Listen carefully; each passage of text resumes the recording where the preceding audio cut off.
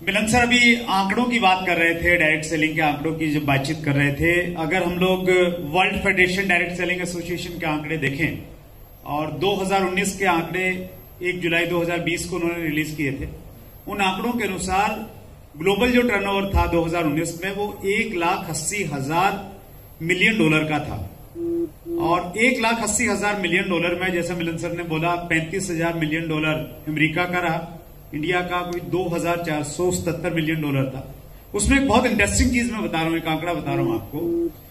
उस जो डाटाज आए उस डाटाज में 3 साल का CAGR दिया हुआ है हर कंट्री का कि किस कंट्री में डायरेक्ट सेलिंग पिछले 3 साल में कहां ग्रो किया, कहां कम हुआ। तो उसमें अगर हम अमेरिका को देखेंगे तो कुछ वजहों से अमेरिका का जो CAGR है वो माइनस में है, बहुत कम माइनस है, -0.3%। हम ब्रिटेन का देख लें, हम लोग चाइना का देखें, उन सब में सबसे ज्यादा अगर किसी का है तो वो इंडिया का है 16.1%। और वो 16.1% क्यों हुआ, उसके पीछे का कारण ये है कि 2016 में 9 सितंबर 2016 को सेंट्रल गवर्नमेंट ने गाइडलाइन जारी कर दी थी। तो उसके बाद जो पॉजिटिव इन्वायरमेंट बना देश में डायरेक्ट सेलिंग को लेके, चाहे वो कंपनीज की बात करें या हम लोग लीडर्स की बातचीत करें, तो बहुत तेजी के साथ में काम स्टार्ट हुआ। 2017, 18, 19 में हमने इस प्रकार की ग्रोथ की। और उसमें मैं थोड़ा और गया डाटों में, चूंकि हम लोग विजन की बातचीत करते हैं, फ्यूचर की बातचीत करते हैं। तन्वी से मैंने हेल्प लिया कि इसमें फार्मूला लगाओ एक्सेल वाला, और उन सबको हमने कैलकुलेट किया कि अगर हम 3 साल का जो CAGR है उसको मान लें कि यही ग्रोथ रहेगी अगले कुछ सालों में, तो 2037 आते आते हिंदुस्तान डायरेक्ट सेलिंग में नंबर 1 देश बन जाएगा। बहुत हम लोग अमेरिका को पीछे छोड़ देंगे, चाइना को पीछे छोड़ देंगे, ब्रिटेन को पीछे छोड़ देंगे। और मुझे मालूम है कि अब रूलिंग आने वाली है डायरेक्ट सेलिंग के ऊपर में। कंज्यूमर प्रोटेक्शन बिल 2019 ऑलरेडी पारित हो गया है, रूलिंग पे काम चल रहा है। तो ये चीजें और हमारे फेवर में है, सारी की सारी चीजें।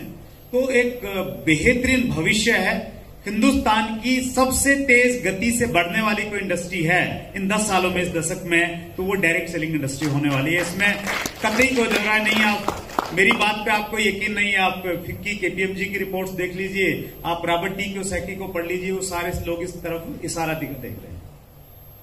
उसमें फिर RCM की हमारी खूबी क्या है, खासियत क्या है, सब ज्ञानी लोग बैठे हैं, मैं नहीं बताना चाहूंगा। एक चीज बताना चाहूंगा, जो इंटरनेशनल डाटाज हैं वो डाटाज ये बताते हैं कि सबसे ज्यादा जो टर्नओवर है वो वेलनेस प्रोडक्ट्स का होता है, 50% के लगभग। तो हम जो अपना बिजनेस करते हैं, देखिए हम FMCG पे करें काम, दूसरी चीजों पे हम लोग काम करें, लेकिन अगर हर डायरेक्ट सेलर और स्पेशली जो सीनियर लीडर्स हैं वो अगर कैलकुलेट करने लग जाएं कि मेरे टोटल वॉल्यूम में वेलनेस प्रोडक्ट्स का, न्यूट्रीचार्ज का कितना वॉल्यूम आ रहा है, उसको मॉनिटर करना चाहिए। और हमारा टारगेट रहना चाहिए कि हम अपने बिजनेस में 50% वॉल्यूम न्यूट्रीचार्ज का करें। जिस दिन हम करेंगे अपने बिजनेस को बहुत स्ट्रॉन्ग कर लेंगे, क्योंकि न्यूट्रीचार्ज की उस प्रकार की तैयारियां हैं, तो वो हमारा फोकस एरिया होना चाहिए। मिलन सर ने बिल्कुल सही बताया कि सेल्स को लेके हमारे यहाँ पे बहुत अच्छी थोड़ी सोच नहीं है। चैट विद सुरेंद्र वत्स के 100वें एपिसोड में हमने प्रोफेसर अतुल घोसला को बुलाया था, और उस इंटरव्यू में प्रोफेसर अतुल घोसला ने एक चीज बोली। उन्होंने मैकेंजी के साथ में बहुत सारी कंपनियों में बहुत बड़े लेवल पे काम किया। उन्होंने कहा कि जब मैं यूके में था और वहां पे काम कर रहा था, तो वहां सेल्समैन, अगर मैं किसी को बोलता ना मैं सेल्स में हूं, तो लोग मेरे को सम्मान करते थे, सैल्यूट करते थे कि अच्छा सेल्स में आप। लेकिन इंडिया में अगर कोई बोलता है कि मैं सेल्स में हूं, तो लोग उसको बहुत अच्छी निगाहों से नहीं देखते हैं। तो उन्होंने बोला कि हम ये चाह रहे हैं, अब समय आ गया है कि इस परिस्थिति को बदलें। जब तक इंडिया में लोग सेलिंग पे फोकस नहीं रहेंगे, उसको सम्मान की दृष्टि से नहीं देखेंगे, हम लोग बड़ा काम नहीं कर पाएंगे। और उनकी यूनिवर्सिटी है सलूनी यूनिवर्सिटी हिमाचल प्रदेश, और उन्होंने डिक्लेयर किया उस दिन वहां पे कि हम लोग अगले साल post graduation diploma in direct selling शुरू कर रहे हैं, और विद इन 2 ईयर्स वो MBA in direct selling start कर रहे हैं। यानी वो सेल्स को इतना ज्यादा इंपॉर्टेंस देते हैं। तो सेल्स पे हम फोकस करेंगे तो हम लोग बहुत बड़ा काम कर सकते हैं, नो डाउट। और डायरेक्ट सेलिंग सेल्स का ही बिजनेस है, उसमें हम लोग संकोच नहीं करें बिल्कुल भी।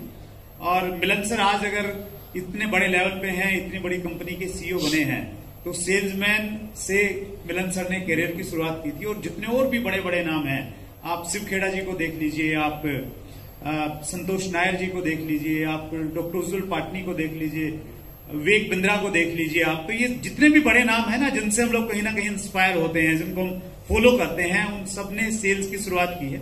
और आरसीएम भी हम लोग सेल्स में ही थे, लेकिन वो एक अलग तरह का मॉड्यूल हमारा सेल्स का था, जिसमें हम लोग नेटवर्क बनाते थे, केवल मात्र लोगों को ज्वाइन करते थे। लेकिन उसके साथ में जो प्रोडक्ट सेलिंग का कॉन्सेप्ट हम उसके साथ में अगर एड ऑन कर लेंगे तो लोग भविष्य हमारा है, ये तय है 2037 में हिंदुस्तान नंबर 1 पे होने वाला है।